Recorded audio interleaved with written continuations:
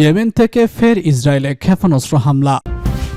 এদিকে মার্কিন রণতরীতে ক্ষেপণাস্ত্র হামলার দাবি। জানিয়ে দিব ইউক্রেন যুদ্ধ আরও 10 বছর চলবে। সর্বশেষ জানিয়ে দিব সিরিয়ায় ইরানের জায়গা দখল করল সৌদি আরব।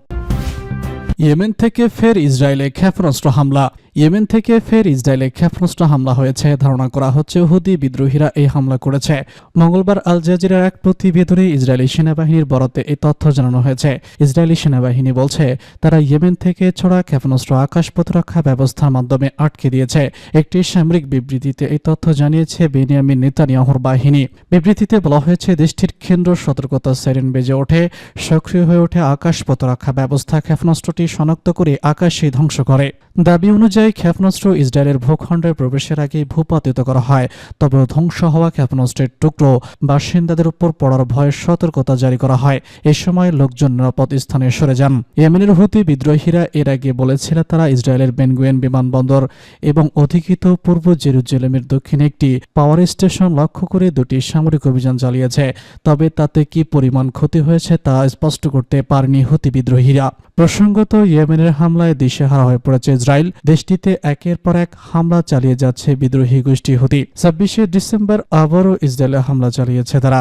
ইসরায়েলি সেনাবাহিনী তখন জানিয়েছে আকাশ সীমায় প্রবেশের আগেই ক্ষেপণাস্ত্রটি ভূপাতিত করা হয়েছে। এর আগে হুতি বিদ্রোহীরা জানায় সানা আন্তর্জাতিক বিমানবন্দর, হুদাইদা বন্দর এবং তেলের অবকাঠামো সহ বিভিন্ন জায়গায় বিমান হামলা চালিয়েছে ইসরায়েল।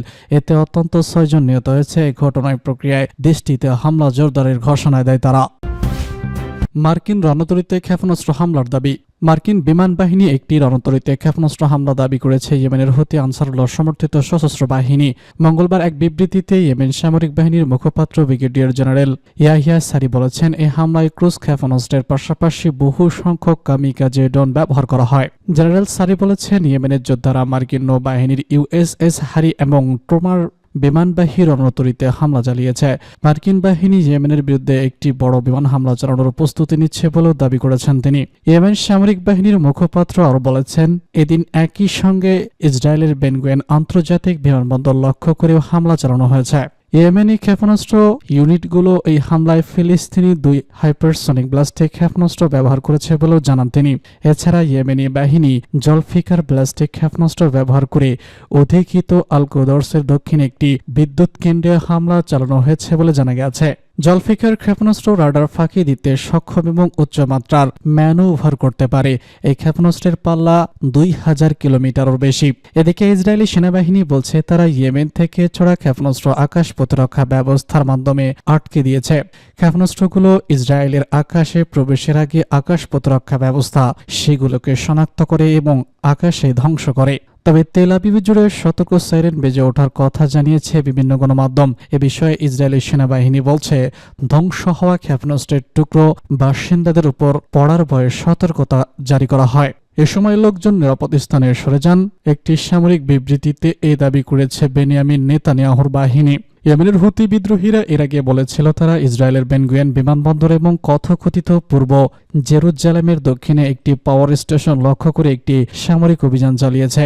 তবে তাতে কি পরিমাণ ক্ষয়ক্ষতি হয়েছে তা স্পষ্ট করতে পারেনি হুতি বিদ্রোহী। প্রসঙ্গত ইয়েমেনের হামলায় দিশেহারা হয়ে পড়েছে ইসরায়েল। দেশটিতে একের পর এক হামলা চালিয়ে যাচ্ছে বিদ্রোহী হুতি গোষ্ঠী। 26শে ডিসেম্বর আবারও ইসরায়েলে হামলা চালিয়েছে তারা। ইসরায়েলি সেনাবাহিনী যখন জানিয়েছে আকাশ সীমায় প্রবেশের আগে ক্ষেপণাস্ত্রটি ভূপাতিত করা হয়েছে। এর আগে হুতিরা জানায় সানা আন্তর্জাতিক বিমানবন্দর, হুদাইদা বন্দর এবং তেলের অবকাঠামো সহ বিভিন্ন জায়গায় বিমান হামলা চালিয়েছে ইসরায়েল। এতে অন্তত 6 জন নিহত হয়েছেন। এ সময় এ ঘটনার প্রক্রিয়ায় দেশটিতে হামলা জোরদারের ঘোষণা দেয় তারা। ইউক্রেন যুদ্ধ আরও 10 বছর চলবে। এক এক করে 3 বছর পা দিতে যাচ্ছে ইউক্রেন যুদ্ধ। এরই মধ্যে রণক্ষেত্রে বিশাল এক অংশ হারিয়েছে কিয়েভ। লাগাতার যুদ্ধে পরিশ্রম ক্লান্ত হয়ে পড়েছে জেলেনস্কির বাহিনী। যদিও দেশটির পূর্ব অঞ্চলে এখনও রুশ সেনাদের অগ্রগতি ঠেকিয়ে রাখছে ইউক্রেনের সেনারা। তবে কুরাখোভ শহরের কাছে রুশ অবস্থান দ্বারা আটকে পড়েছে অনেক সেনা।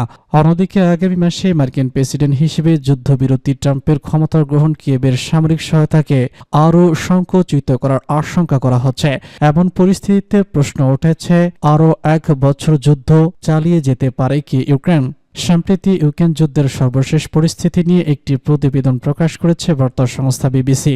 ওই প্রতিবেদনে ইউক্রেনের সামরিক বাহিনীতে কর্মরত বেশ কয়েকজন কমান্ডার ও সৈনিকদের বক্তব্য তুলে ধরা হয়। একই সঙ্গে যুদ্ধের স্বজন হারিয়েছেন, বাড়ি ছেড়েছেন অথবা বিভিন্নভাবে ক্ষতিগ্রস্ত হয়েছেন এমন ইউক্রেনীয় নাগরিকদের বক্তব্য তুলে ধরা হয় প্রতিবেদনে। রুশ সামরিক অভিযানের পর ইউক্রেনের সেনাবাহিনীতে যোগ দেওয়া ৩১ বছর কমান্ডার সোরাত বিবিসির প্রতিবেদককে জানান, যখন যুদ্ধ শুরু হয় তখন তিনি মনে করেছিলেন এটি ৩ বছর চলতে পারে, কিন্তু এখন মনে হচ্ছে এই যুদ্ধ আগামী।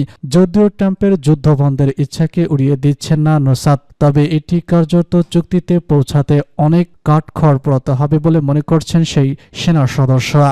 নোসাদ জানান তিনি খুবই বাস্তবিকভাবে চিন্তা করতে চান। এখানে ইউক্রেনের জন্য কোনো ন্যায় বিচার অপেক্ষা করছে না, তবে তিনি রাশিয়ার বিরুদ্ধে লড়াই করে যেতে পারে বলেও জানান।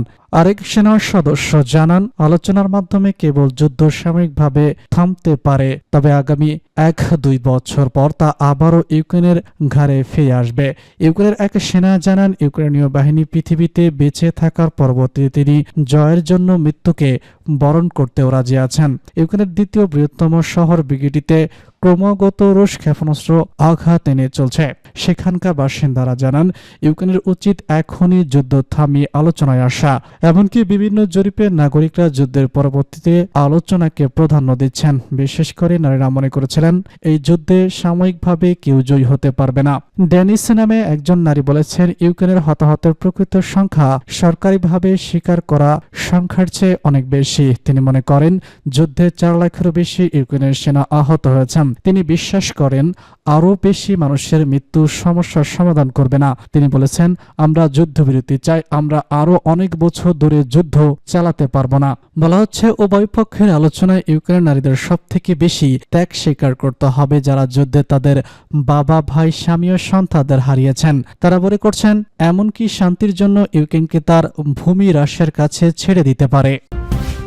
সিরিয়ায় ইরানের জায়গা দখল করছে সৌদি আরব। সিরিয়ায় বাশার আল আসাদ বিরোধী আন্দোলন শুরু হয় ২০১১ সালে। সে সময় আন্দোলনকারীদের পক্ষ নিয়েছিল সৌদি আরব, আর মধ্যপ্রাচ্যের আরেক শক্তিশালী ইরানের অবস্থান নিয়েছিল সম্পূর্ণ বিপরীতমুখী। বাশার আল আসাদকে সিরিয়ায় ক্ষমতায় টিকিয়ে রাখতে বদ্ধপরিকর ছিল তেহরান, আর তাই রাশিয়ার সঙ্গে মিলে বাশার আল আসাদের পাশে দাঁড়িয়েছিলেন খামেনি। এক যুগেরও বেশি সময় ধরে চলা গৃহযুদ্ধের পর অবশেষে পতন হয় বাশার আল আসাদ সরকারের। বিদ্রোহীদের কাছে হেরে দেশ ছেড়ে পালিয়ে গেছেন স্বৈরাচার শাসক আসাদ, আর আসাদের পতনের সঙ্গে সঙ্গে দামেস্ক থেকে হাত গোটাতে হয়েছে রাশিয়া ও ইরানকে। সিরিয়ার পরবর্তী পরিস্থিতিতে ইরানের সেই জায়গা এখন দখলে নিয়েছে সৌদি আরবই। গেল ২৮ ডিসেম্বর বাশার আল আসাদ সরকারের পতন ও পলায়নের পর রিয়াদ দামেস্ক সম্পর্ক ফের নতুন আভাস বইতে শুরু করেছে। এরই ধারাবাহিকতায় বিদ্রোহীদের নিয়োগ পাওয়া নতুন প্রতিরক্ষা মন্ত্রী আসাদ আল শিয়াবি নিজের প্রথম সফরে সৌদি আরবকে বেছে নিয়েছেন। দীর্ঘ ১ দশক ধরে সিরিয়াকে আরব লীগের বাইরে ছুড়ে ফেলা হয়েছিল। এর অবশ্য সৌদি সিরিয়ার সম্পর্কের বড় কিছুটা গলে। তখন আরব লীগ আবারও ঠাঁই হয় সিরিয়ার, তবে দুই দেশের সম্পর্ক সেভাবে এগোয়নি। এখন নতুন সরকার সিরিয়ায় ক্ষমতায় আসার ধারণা করা হচ্ছে দামেস্ক হবে সৌদি আরবের অন্যতম অগ্রাধিকার। সিরিয়ার নতুন সরকারের পররাষ্ট্রমন্ত্রী আল শিবানিকে সৌদি যেতে আমন্ত্রণ জানান তার সৌদি সমকক্ষ প্রিন্স সালমান বিন ফারহান। সৌদির সঙ্গে সিরিয়া কৌশলগত সম্পর্ক স্থাপন করতে চায় বলেও সোমবার এক টুইট বার্তায় জানিয়েছে আল শিবানি। চলতি মাসের শুরু থেকে সৌদি আরবের রয়্যাল কোর্টের একজন উপদেষ্টার নেতৃত্বে একটি প্রতিনিধি দল সিরিয়ার বিদ্রোহীদের নেতা আহমেদ আল শারের সঙ্গে সাক্ষাৎ করে। এরপর দুই দেশের সম্পর্ক ব্যাপক উন্নতির ইঙ্গিত পাওয়া যাচ্ছে।